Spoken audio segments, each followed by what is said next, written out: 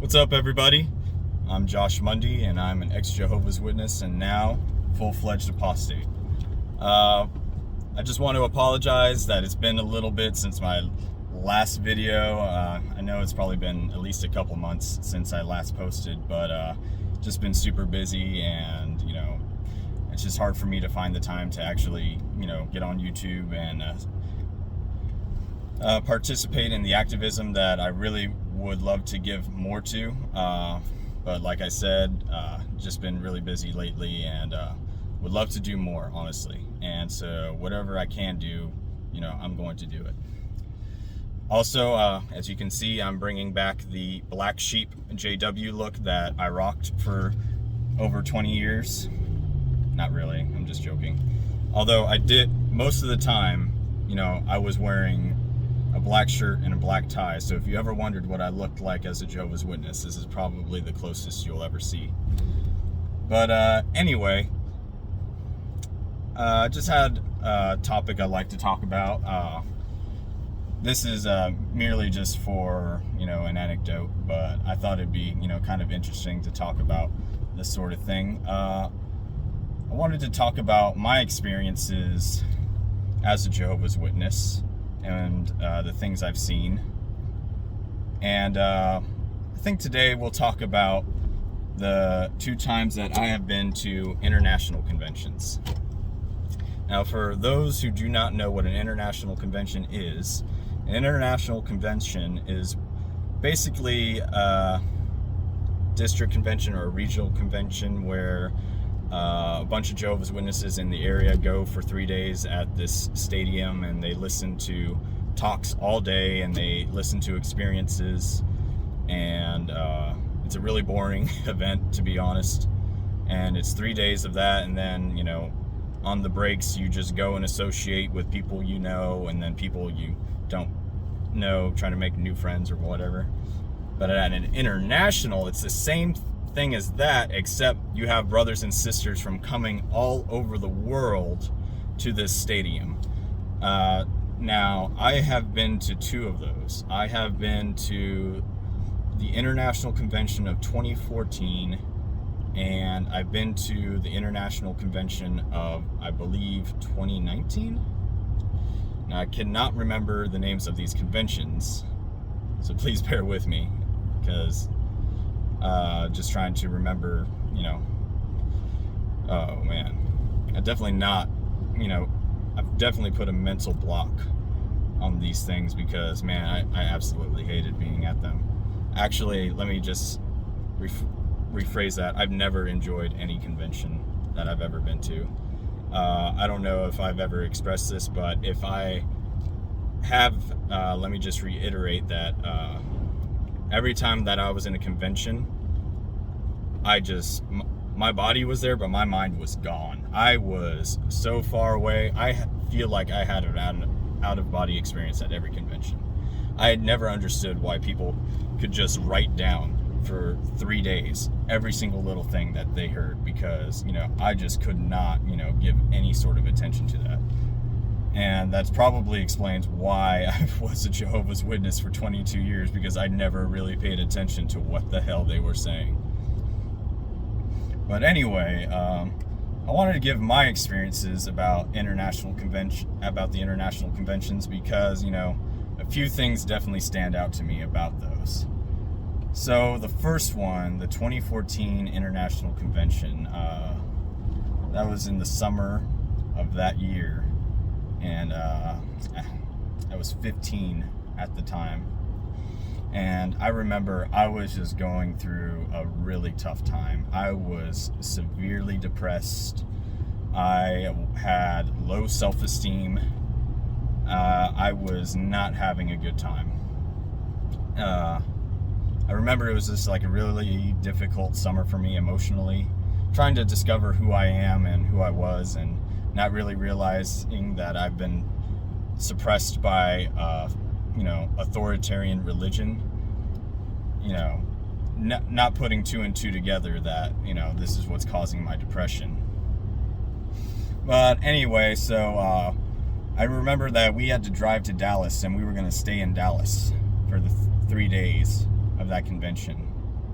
And of course, we stay in a hotel that, you know, the society wants you to stay in. For whatever reason, they want you to stay in these hotels, you know, where all the other brothers and sisters are staying. Maybe it's like showing some form of unity or something, some sort of bullshit like that. But I remember that I was just having a really, really tough time. In fact, I was having such a hard time at that convention that literally every day of that convention, I was physically sick. Now, I mean physically sick as in, like, when I got up in the morning, I was having horrible stomach pain. Like, I would have so much anxiety and just so many thoughts and emotions just running through my head that, you know, I could not physically eat. I mean, I was pretty much starving myself. If I did eat, I would throw it all up. You know, I just could not keep anything down. And it was just, whatever reason, well, now I know why I was acting that way, but, you know, I just could not figure out, you know, what was going on. I remember that my mom, you know, when I did it on the third day, the Sunday of that convention, she actually got mad at me that, you know, I was physically sick.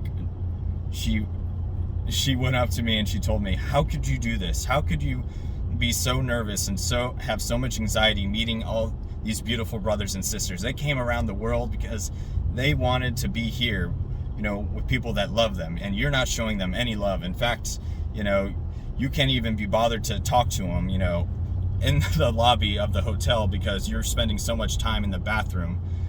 And I was just like, I couldn't deal with it, man. I was like, no, I did not want to meet any of them. I did not want to talk to any of them. I was just like, just let me get through this and then it'll be on our way. To me, it was not anything special. I really didn't care for it at all. I do remember,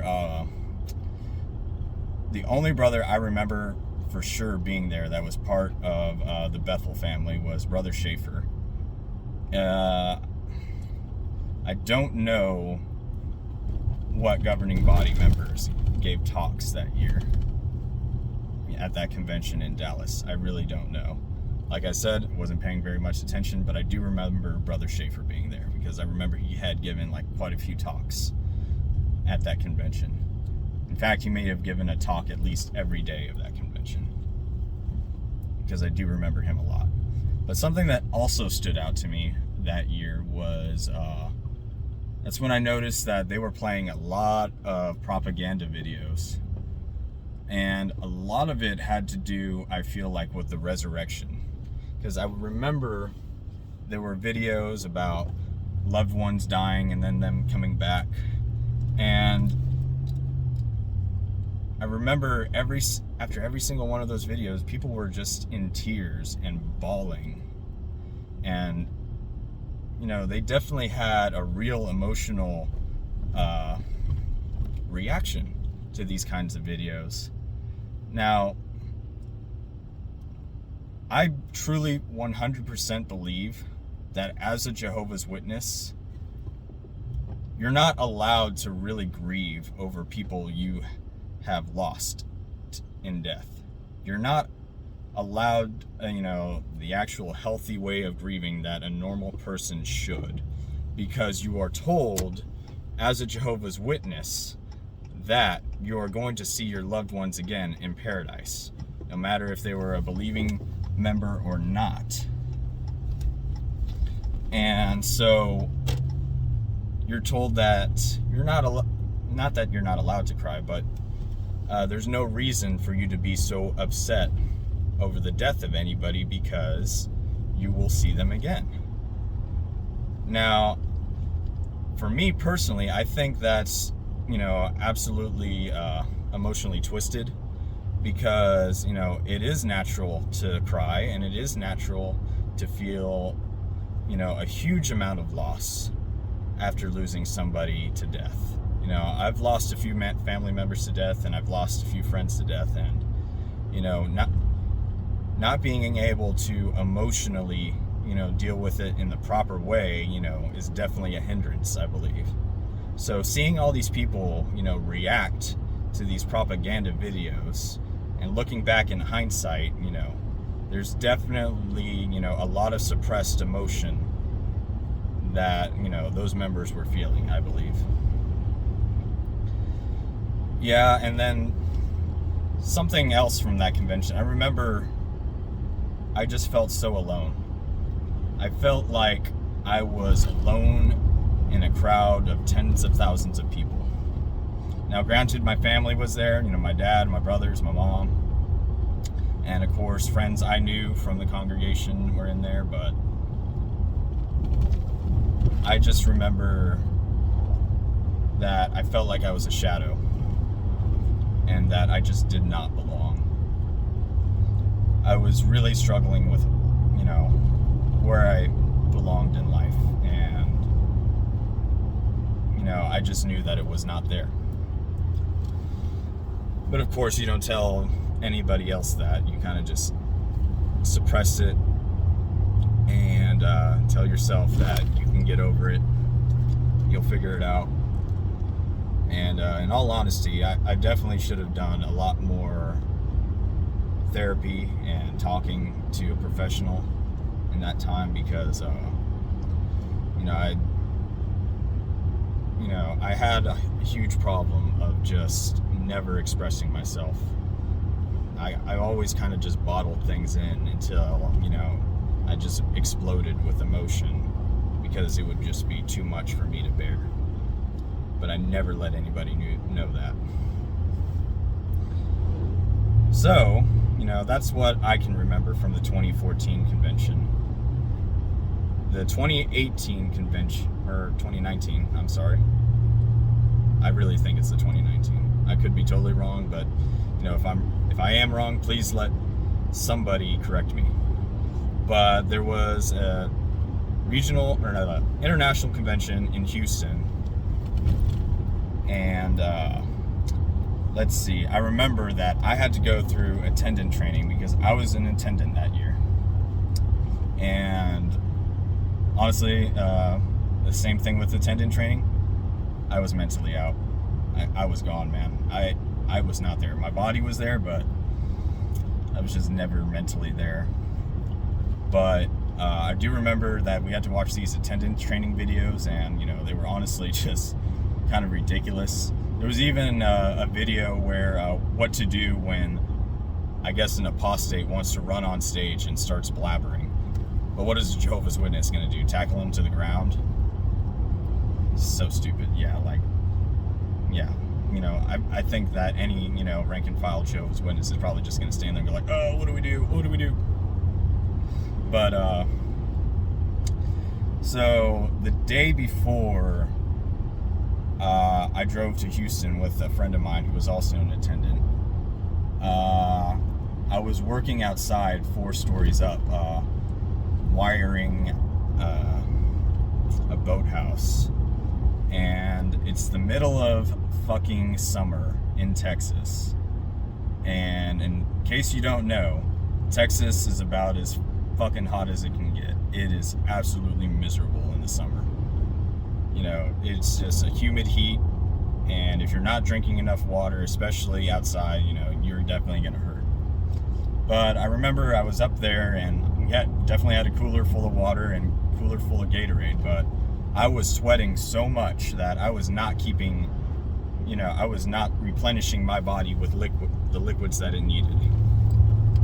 So I didn't know this, but I was severely dehydrated. And so on the drive over there, I was just physically sick, man. I was literally dying. But, I didn't know what was going on. So, I was drinking a little bit of water, but I definitely wasn't drinking the amount that I should have on the drive over to Houston. And this was a day right before the convention started. So I check into my hotel, and my friend is telling me, hey man, you should probably go to the hospital. You don't look too good. You haven't stopped sweating the entire time you've been in Houston, and you look like you're about to fall over dead. I said, no man, don't worry, I'm just gonna shower and lay down and I'll be all right.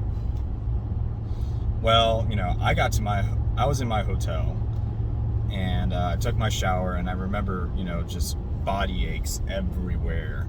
Like my entire body just was, it felt like somebody was beating me with a bat all over my body. And, somehow the shower made it worse. And then after my shower, I kind of just crawled into bed and just covered myself up and was just shivering. I didn't, know what was going on. I had this stupid mentality, I'll just physically fight it and I'll be all right. Well, my friend had called my parents, and my parents were going to the international convention as well. And so he told them that he was deeply concerned about my health and that they needed to come check me into a hospital because I did not look good. Well, so when my parents get to Houston, it's in the evening, and I had been in my hotel for at least a couple hours by then. And my mom and my dad come in, and I'm just bundled up, like shivering, and just can't stop. I couldn't even sleep because I was in so much pain. And so my mom looks at me like, "Oh, you're going to the hospital." My dad, on the other hand, is like, "Oh, he'll be fine. Just he'll fight it off. He's like me, man. If you can physically fight it off, there's no need to go to a hospital, right?" I guess it's a hidden pride that we kind of have. But anyway, she ended up convincing my dad and I that, yeah, I had to go see a doctor. So we drive to a hospital, and immediately, they take me in, and I get pumped full of IV. Apparently they knew right away what was going on. And the doctor comes in, and he was like, "Yeah, you had about 4 hours until your kidneys shut down." I was like, "Oh shit." And he was like, "Yeah, after that, there's no point of return for after that." And I was like, "Oh fuck." And he's like, "Yeah, you're not going to be able to do anything, for the next few days. So this attendant thing, I kind of told him about it. He's like, don't do it because you're not going to be able to do it." Well, my mom was super adamant that I made a commitment and that I can do it, and that with Jehovah's help, I can get through anything. So that Friday, I was an attendant, and let me tell you this, that was one hell of a fucking day. That fucking day sucked.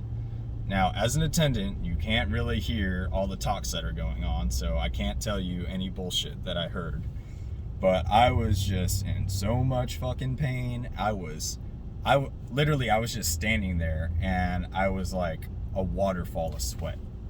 And I was constantly drinking water, and I was on this medication that the doctors gave me, medication for pain and medication for dehydration. Can't remember, what they're called, but I was just,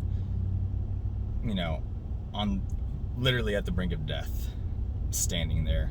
And I remember there would be people coming up to me and asking me questions, and I would just be giving them bullshit answers because really I just didn't want to deal with it. And I was an attendant in the corridor.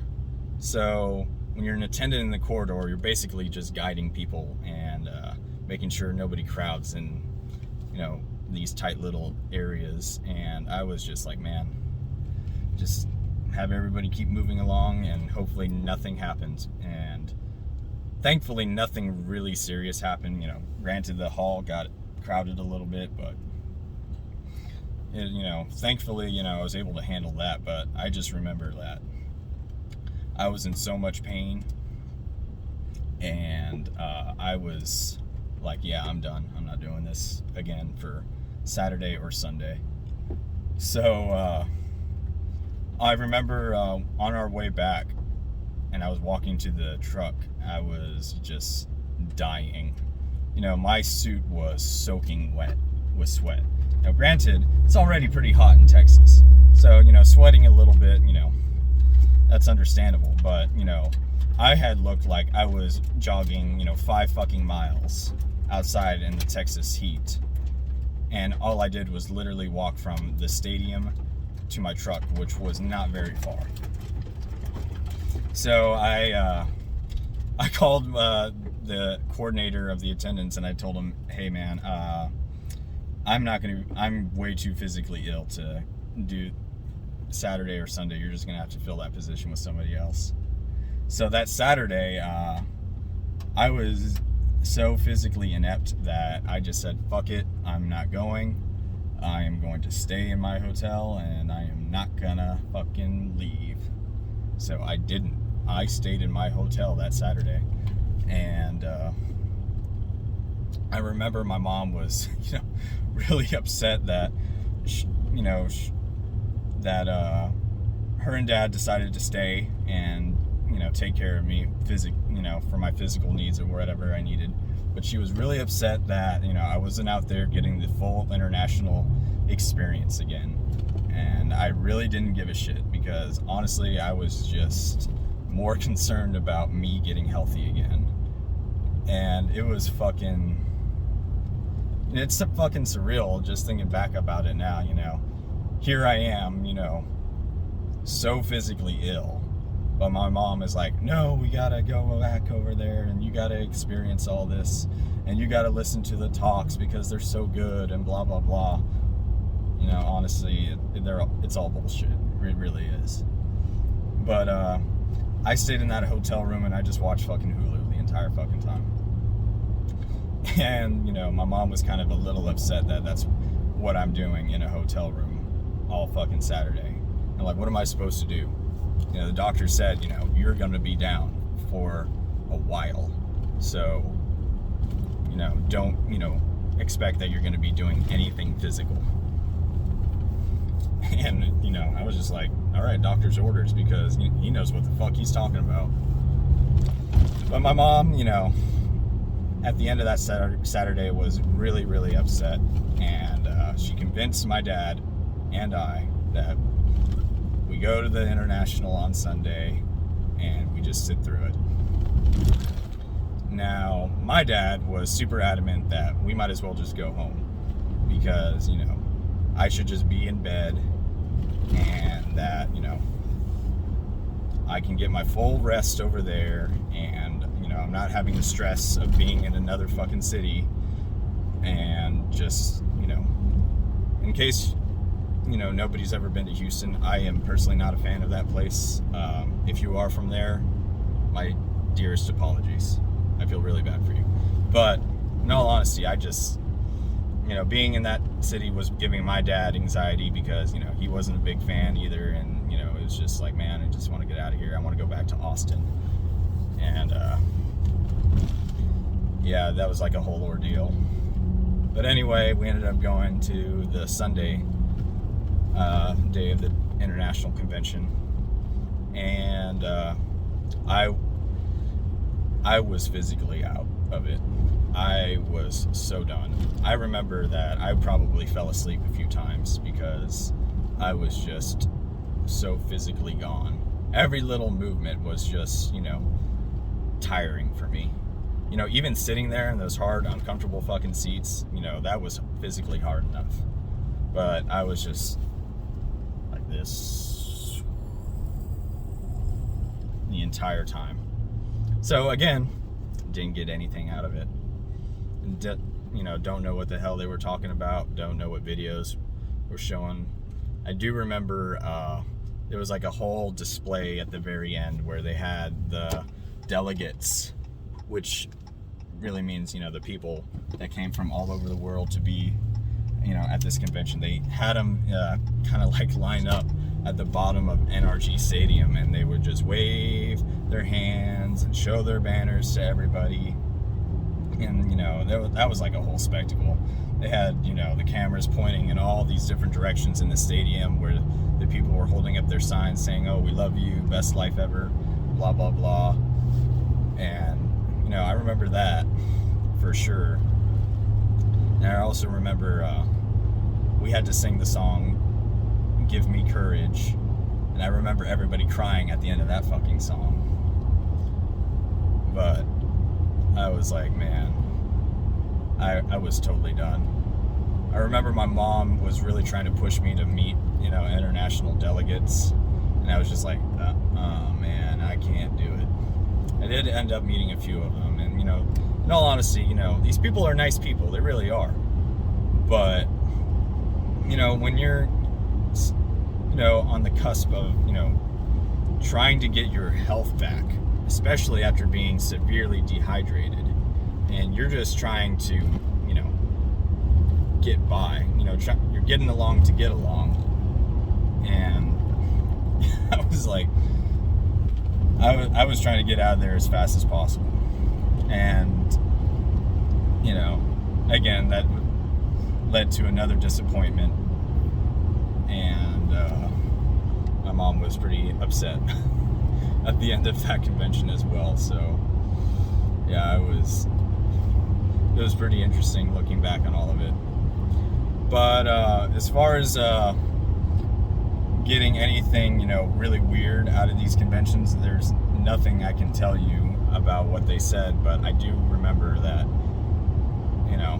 for the first international convention I was at, mentally and emotionally I was severely unhealthy, and for the second I was so physically unhealthy.